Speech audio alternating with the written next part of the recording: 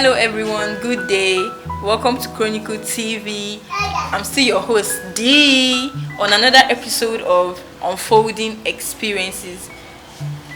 Today we have a guest with us that's going to be telling us all about his experience.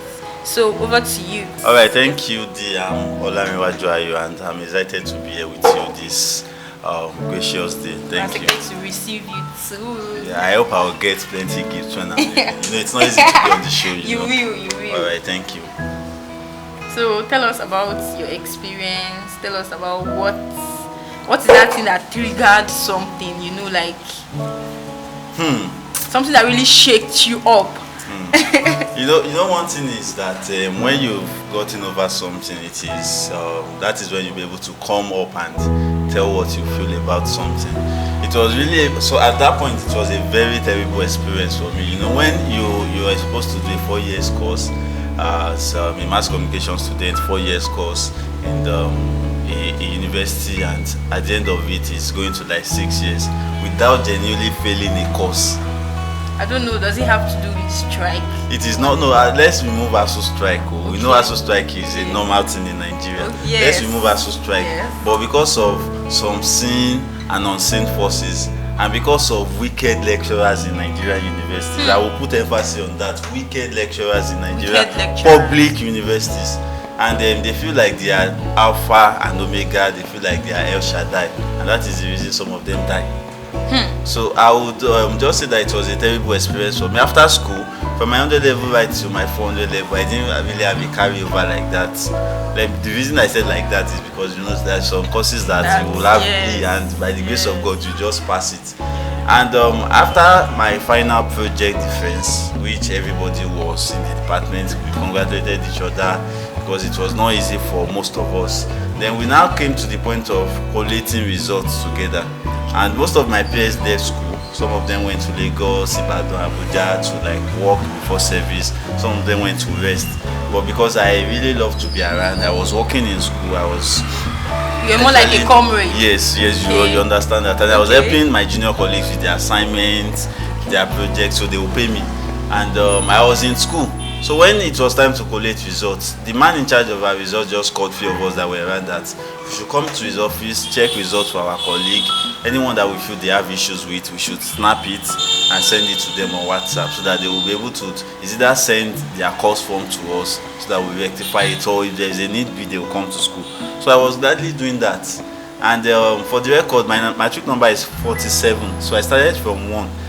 And should I say fortunately or coincidentally, or what should I use? But our best graduating student was actually the first person on the list. Oh, nice. Yeah, her name is Abe. So she was our best graduating student. So I checked hers. Normally she no go get issue now. First way they get AB and all of those things. She had no issues. And people that were having issues, I took my time, took pictures of the broadsheet, sent it to them that, how far, guy, we don't see your so result, how you want to take to them. So everybody came and they were like, oh, they will come around and come and rectify theirs. So when I got to matric number 47, I just opened it, which is mine. I checked 46. The 46 on the list is, I would not say some things because we are on air, but she at that point she was no longer a student, so I didn't really check for her because there were so many irregularities in her results. So I just flipped, I saw 47, and with my B and C's and few ways, I was happy with it. I actually finished with second class lower, I will say it anyway. So the school did not beat me. It is a 2-2 draw.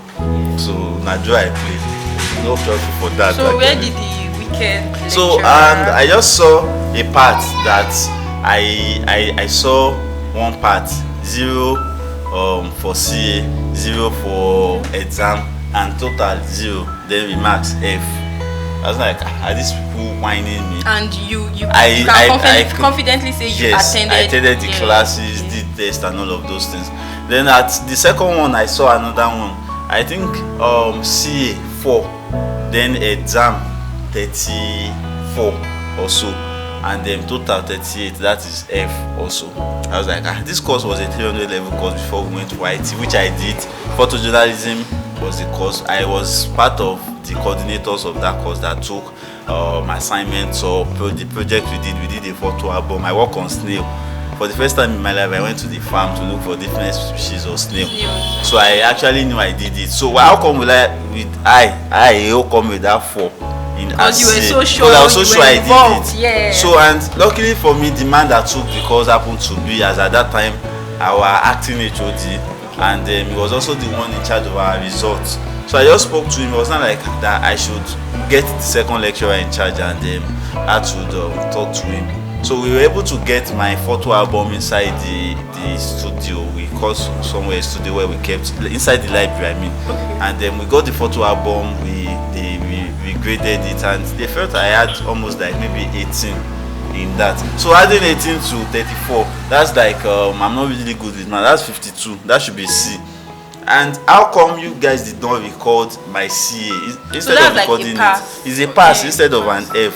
So I just looked at it like it was something that was so serious. We were on it for over almost 2 years, because as at that point the result has already been uploaded, the result has been approved and everything. So we just had to like start writing letters. We wrote letters to the departments, to the faculty, to the senate. And you know, in Nigerian university, all of this bureaucracy, all of this trying to go through protocols, the letter in senate spent almost like 3 months. At some point they rejected it. They said the next yes, level, they said we didn't put in some evidences that at least there need to be an evidence that I did the course and all of those. So we went back, we filed the case, and I think then too ASU strike happened. So everything was just messed jammed. up. I think the last ASU strike that lasted 8 months. Okay. You know, ASU strike that is affecting someone that should be a graduate. Yeah. That is village people, na normal. So I just had to I waited for almost 8 months after the ASU strike. They took it up again, and luckily for me, the decision of the senate was that they should put my normal score. We upload my result, and normally if your result has been uploaded and approved, it will take a whole lot of time for them to revisit it. So I was able to do that, but the main issue I now had was my second result, which was 000, everything F. I did this course in 400 level, for crying out loud, and I met with the course lecturer, and this man was telling me he is not interested in looking for my results. He's not interested in. He blatantly told you. He told me that, and at some point he was beginning to like tell me some things that I never did. Something like I was so stubborn.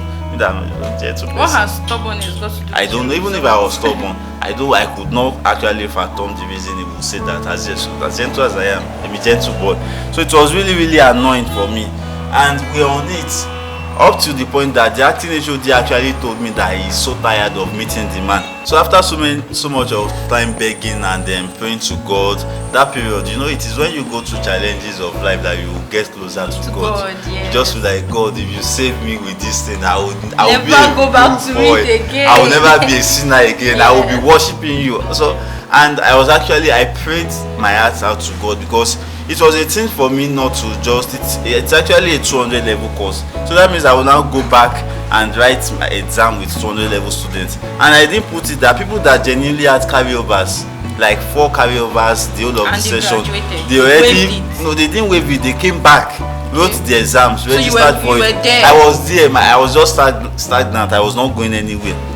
Some of them were already serving, people that genuinely had carryovers. I graduated 2019, I didn't go for service until 2022. Wow. Yeah, and my last exam in school was November 2019. I didn't go to service until November 2022. Wow. So that means like a whole lot of years, aside from Corona and ASU and all of those things. So I was just there.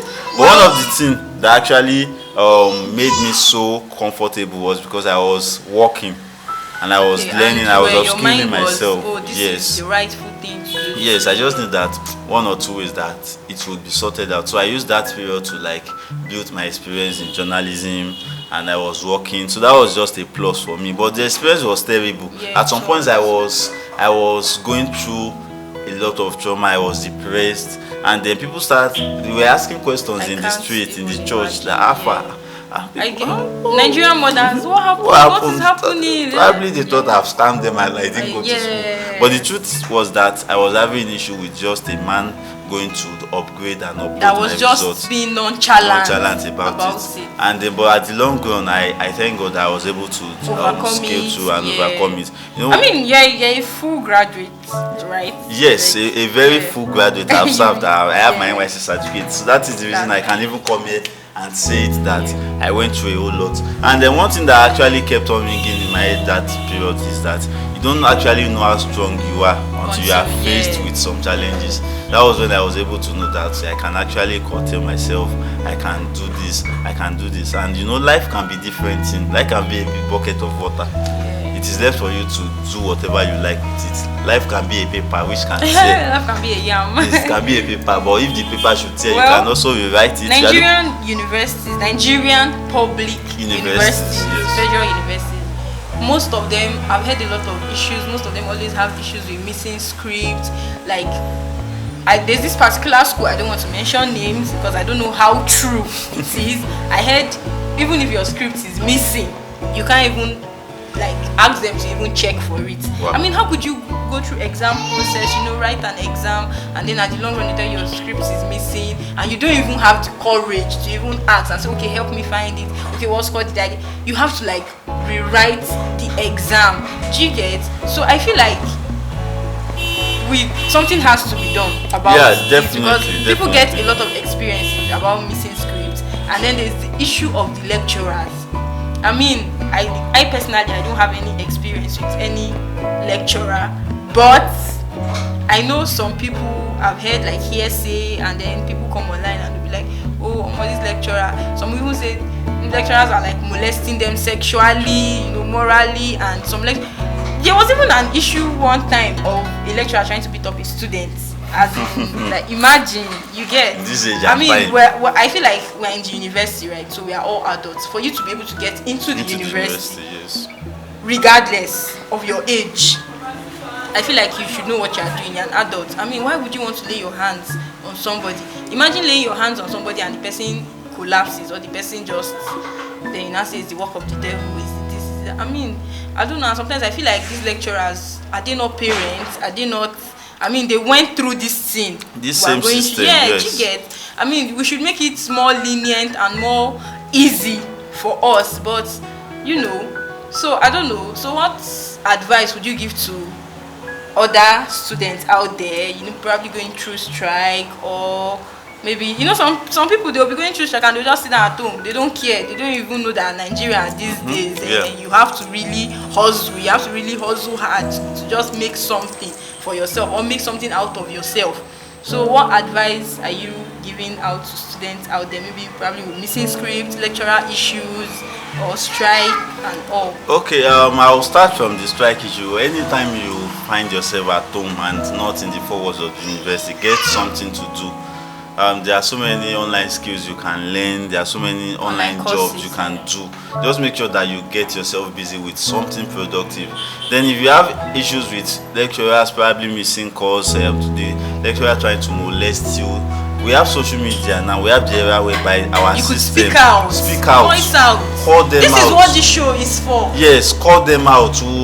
Go through the legal process and make sure that we bring them to the point of with evidences. So it is not a time for you to hide and just be crying in your house. Be saying, what would they say about me? Yes, no. And it is not even the time to think about suicide. If you commit suicide after school, your certificate will just be useless inside the registry of the school. So suicide should not be an option for you if you are going through tough times in school. Just look for a way, talk to people about it, reach out to people that have gone through issues like this, and find a way to go about it. And at the long run, you actually find a place whereby you will learn and know that some of these processes are right for you to actually learn one or two things. So like I said, this show, Unfolding Experiences, are for experiences. Literally, the name is saying it's already there. So please, if you have any comments, if you have any opinion, please, we want your opinions. Please just drop one or two on what Mr. Ayo has said. I know there are a lot of people out there going through. You don't even have to go through exactly what he went through. Yes. Other experiences. Please, we want voices to be heard. We want people to be called out. We want people to know that, oh, there's something happening with this person, and we would rather help in any little way we can. So please like, share, subscribe, and keep your notification button on. And thank you to our guests for coming all the way. And I'm really happy you had that experience and you were able to overcome it. And I mean, look at you. Life is like a yam now, so you can boil it. So please, like I said, like, comment, share, subscribe, and please turn on your notification button to get more and more episodes. And please, our numbers are on our screens. You can DM, you can call, send a text. We are always open to hear whatever experience you want. I mean, if you want it to be shared by me, if you want to come on camera, no problem. So see you next time on Unfolding Experiences. Your host, D.